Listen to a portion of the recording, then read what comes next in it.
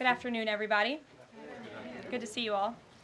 Since Inauguration Day, President Trump has secured trillions of dollars in private and foreign investments. Every single day, more money is pouring into our country, which will create more jobs for hardworking Americans. Today, Schneider Electric pledged to invest more than $700 million in the United States to boost American energy infrastructure and AI. On Monday, Hyundai announced a $20 billion investment in the United States, including $5.8 billion for a new steel plant in Louisiana, which will create nearly 1,500 high-paying jobs. President Trump is truly turning America back into a manufacturing superpower. Yesterday, President Trump marked National Medal of Honor Day by meeting with 21 of our nation's bravest heroes and incredible patriots who have been awarded the highest military honor. Beautiful picture.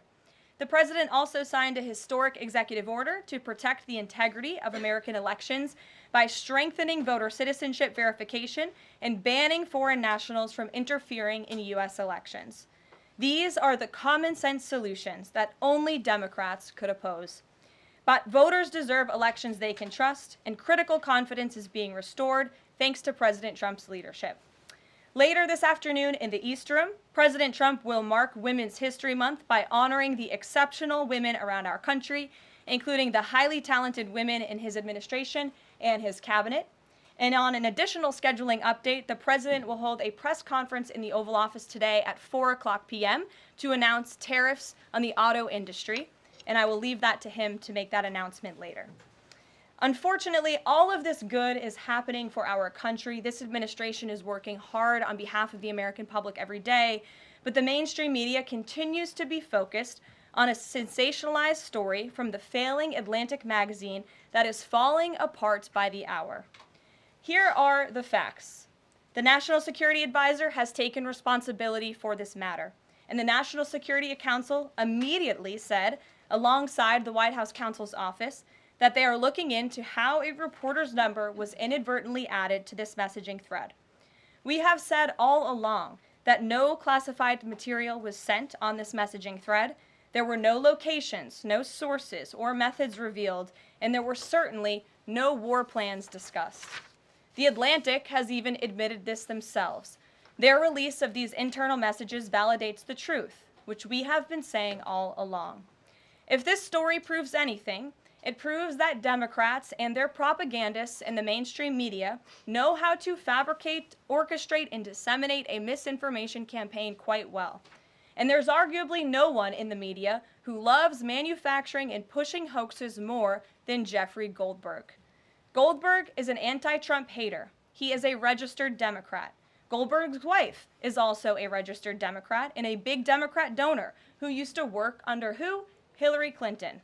This is the same Jeffrey Goldberg who infamously lied about weapons of mass destruction to get us into the Iraq War, which cost trillions of dollars and thousands of American soldiers. And how else has Goldberg discredited himself? By absurdly claiming that President Trump was Vladimir Putin during the 2016 campaign, by peddling the Russia, Russia, Russia hoax that tried to hijack President Trump's first term, by inventing the suckers and losers hoax to help Joe Biden in the 2020 election, by peddling a hoax about President Trump involving Gold Star families to help Kamala Harris in the 2024 election, which our campaign at the time vigorously denied. Jeffrey Goldberg didn't care. There's more, but we don't have all day, and we can now add this signal hoax to this very long list. The real story here is the overwhelming success of President Trump's decisive military action against Houthi terrorists. On March 15th, President Trump ordered a series of military operations against the terrorist Houthis to defend U.S. shipping assets in the Red Sea, restore freedom of navigation for international shipping, and defend the United States from enemy threats. United States forces successfully struck down dozens of targets across Houthi-controlled territory. And as a result of these actions, several Houthi leaders were killed, including the Houthi drone chief, his deputy, and several of their drone experts and other key leaders. We also destroyed command and controlled facilities, weapons manufacturing facilities, and advanced weapons storage locations. And it's important to remember why this powerful action took place in the first place. because of Joe Biden's incompetence and pathetic weakness on the world stage for years. The Houthi terrorists grew emboldened. Immediately after taking office in 2021, Joe Biden removed the Iran-backed Houthis from the foreign terrorist organization and specifically designated global terrorist list. Did anybody in this room ask the Biden administration at the time why they made such a stupid mistake? This reckless action undid the designation put in place by President Trump during his first term, and what followed was predictable and devastating. The Houthis targeted U.S. military ships and aircraft, hit commercial ships, including U.S.-flagged vessels, threatened our personnel overseas, and attacked our allies in the region. This resulted in more than a year of U.S.-flagged commercial ships being prevented from safely sailing through the Suez Canal, the Red Sea, and the Gulf of Aden. This had a massive negative impact on global trade of the economic security of the United States. Joe Biden was the commander-in-chief, and he sat on his hands while the United States of America was bullied and embarrassed by terrorists. President Trump and his team are putting a stop to these threats and restoring American strength around the world. The Trump peace through strength approach means no terrorist force will stop American commercial and naval vessels from freely sailing the waterways of the world. But unfortunately, this is not what the Democrats and the media want to talk about. They are focused on a coordinated campaign to try and sow chaos in this White House. And this has been the most successful first 2 months of any administration ever, which is exactly why they are doing this. We are not going to bend in the face of this insincere outrage. And here's just one example of how bad faith the Democrats' criticisms are. Democrat Senator Mark Warner is hysterical over the use of Signal, which is an approved decrypted app, and the killing of Houthi terrorists. But Senator Warner himself used Signal to work with a lobbyist for a Russian oligarch to connect the disgraced Steele dossier author who started the Russia hoax, which Jeffrey Goldberg later reported on. How ironic. We're not going to lose focus of the bottom line, which is that Joe Biden's weakness enabled and emboldened Houthi terrorists, and President Trump's strength and resolve eliminated those terrorists. Here in our new media seat today, we have Lindsay Keith. She is the managing editor for Merit TV and serves as their White House correspondent. Merit TV launched 1 year ago and creates and distributes content across diverse platforms. We're glad to have you with us, Lindsay. Please kick us off. I appreciate it and this opportunity for Merit TV. 2 questions, if I may. One on Signal, one on the economy. Sure. On Signal, how comfortable is the president with what was shared so far now that the chain has been released? The president's view on all of this remains the same today as it did yesterday. And I think it speaks volumes about the leadership of this president that he went directly to all of you, members of the press corps. He was asked, do you want someone else to go out and do a briefing? And he said, no, I will tackle this story. I will discuss it. The people need to hear from me about the situation. And so his thoughts on this remained the same today. He has placed great trust in his national security team. And as for the usage of Signal, as the president said yesterday, as the CIA director has testified under oath, this is an approved app. It's an encrypted app. The Department of Defense, the Department of State, the CIA has it loaded onto government phones because it is the most secure and efficient way to communicate. As for, again, the original situation in this messaging thread, the National Security Council, the White House counsel's office continues to look in to how this mistake, which the National Security Advisor has owned, occurred, and the president has ensured they are doing that.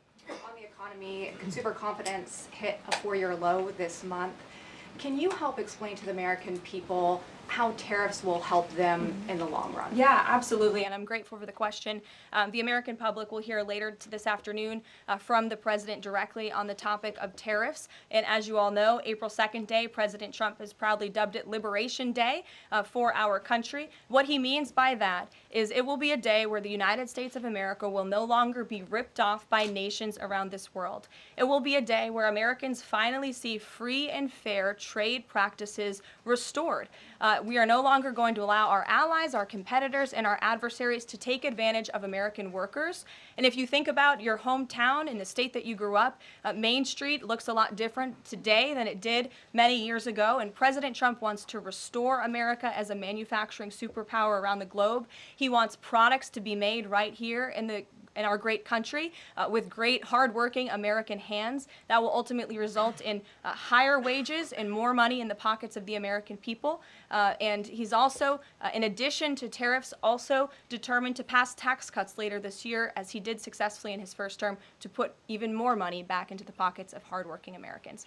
Peter. Caroline, if I can ask you very quickly about the information we've seen, just to set the predicate to all this. Has the president been briefed and physically seen he's seen all the details of the chat as printed by the Atlantic? I just spoke to the president about it, yes. Then let me ask you, if I can, very quickly. In the chat, Pete Hegseth, the defense secretary, details F-18s, Tomahawks, so some of the weapons that were used. He details the timing involved for this, all of which occurred 31 minutes before, as he says, F-18s would launch. The DoD manual details classified information as significant military plans, saying that is secret, that's classified. So what about, there are no methods, there are no sources, but that's not what determines what's classified. So what is it about what Pete Hegseth wrote that makes you say this is not classified? Well, it's not just me saying that, Peter. It's the Secretary of Defense himself who is saying this as well. And he put out a very strong statement earlier today listing all of the things that were not included in that message that he sent to the group.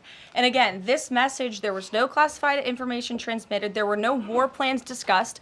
Why did the Atlantic downgrade their allegation about war plans to attack plans? They're now playing word games because they know this was sensationalist spin from a reporter who is well known for doing this. We have said all along no war plans were discussed, no classified material was sent. You have the Secretary of Defense saying that. You have the Director of the CIA, the Director of National Intelligence, the FBI Director, all testifying to that under oath, and they should be trusted with that. To be clear, Americans can make the decision for themselves, but whether is the Sure. you said it's not war plans.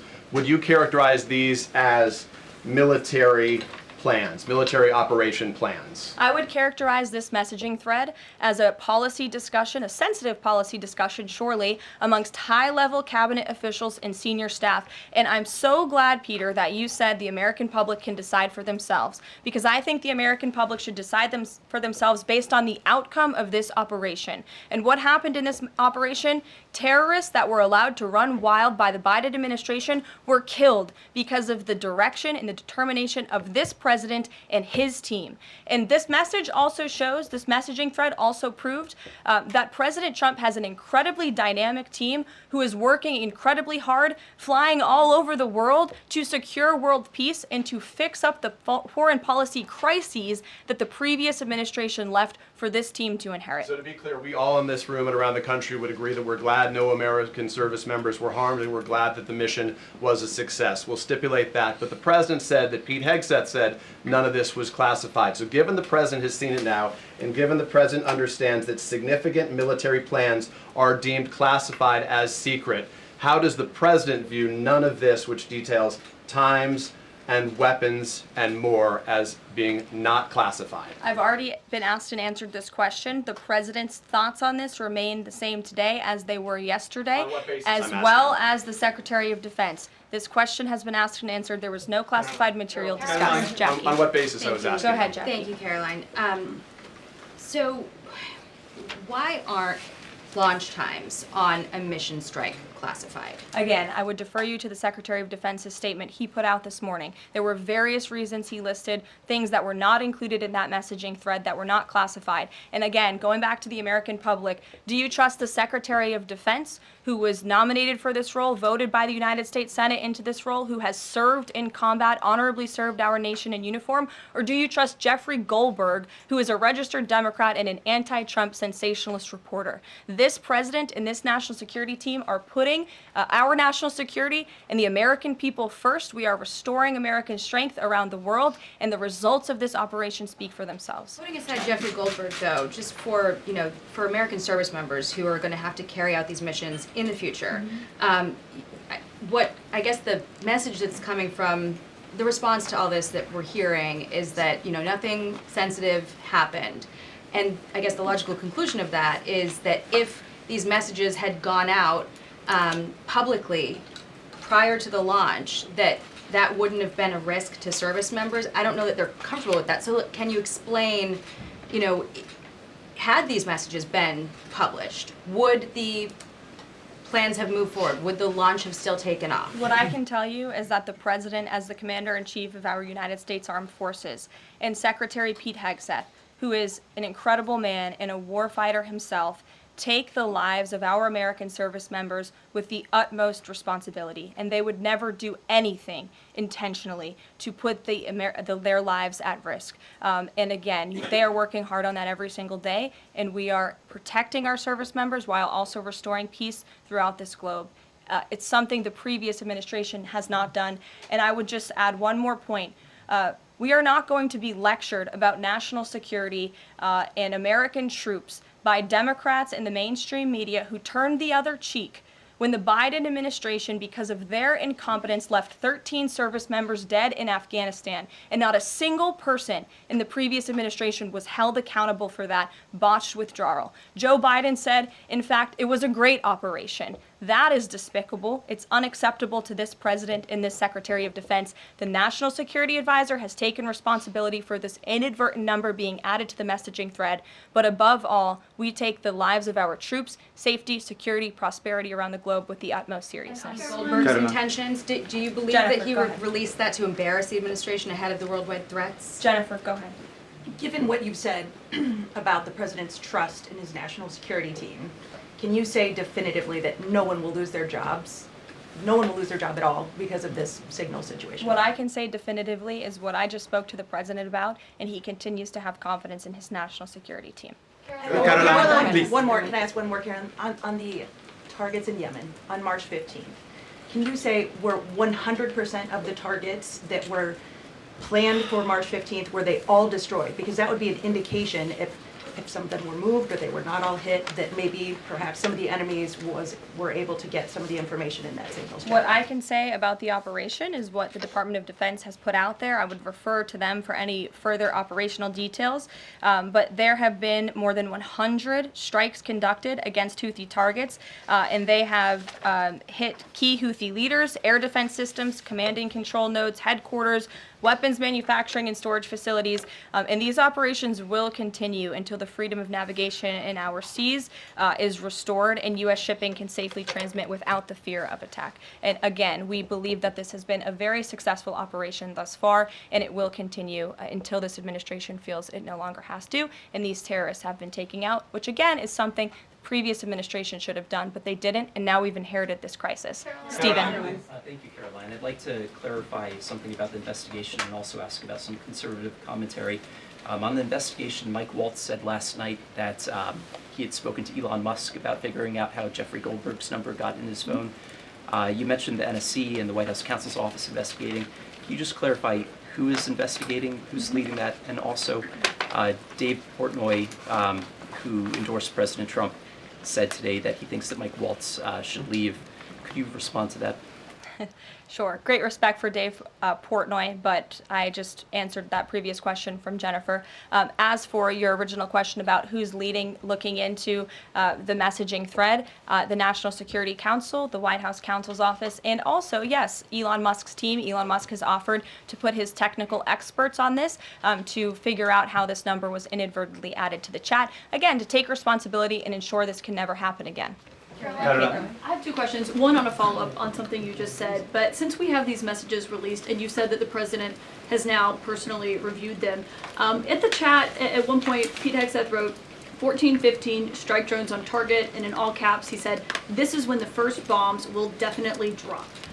Does the president feel that he was misled by his national security advisors, whoever it was that told him there was no classified information in there, now that he's seen these messages? I've now been asked and answered this question 3 times by the both of you, and I've given you my answer. The president feels the same today as he did yesterday. Okay. Philip. And on my follow-up on what you had just No, said. go ahead, Philip. I have a Caitlin, quick- I'm not taking your follow-up. The vice Philip, go I president have a ahead. follow-up on something you expressed just said though, Caroline. That's Caitlin, regarding I'm not Jeffrey taking Goldberg. your follow-up. Philip, go ahead. I have called Thank on you. you. The vice president seemed to express some frustration that Europe wasn't doing more to police waterways in their backyard, noting in that signal thread that 40% of European trade goes through the Suez Canal.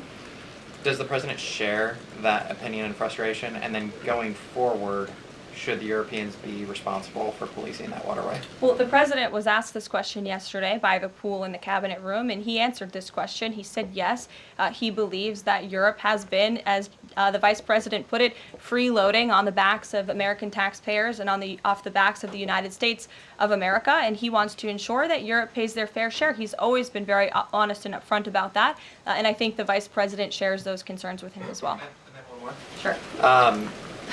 You know, enlisted soldiers, sailors, and Marines would face consequences if they shared this type of information inadvertently with a reporter. Can you tell us more why the president is so willing to give Mike Waltz a mulligan here?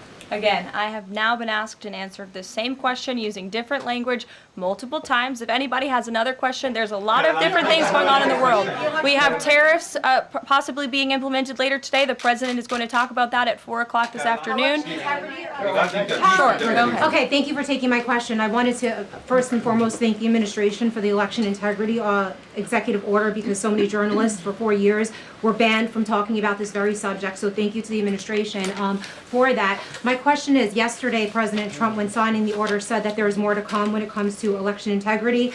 Would that include same-day voting and hand-counted paper ballots? And why are Democrats so against election integrity measures like obviously proof of citizenship when it comes to voting in a United States election? Well, it's a very good question. You'll have to ask the Democrats why they're against so many common sense things, not just mandating voter ID. Why are they against men and women's sports? Why are they against deporting foreign terrorists from American soil who have been designated a foreign terrorist organization? I'm referring to Tren de Aragua. As for the election integrity executive order that the president signed yesterday, this is in an effort to restore trust in American elections.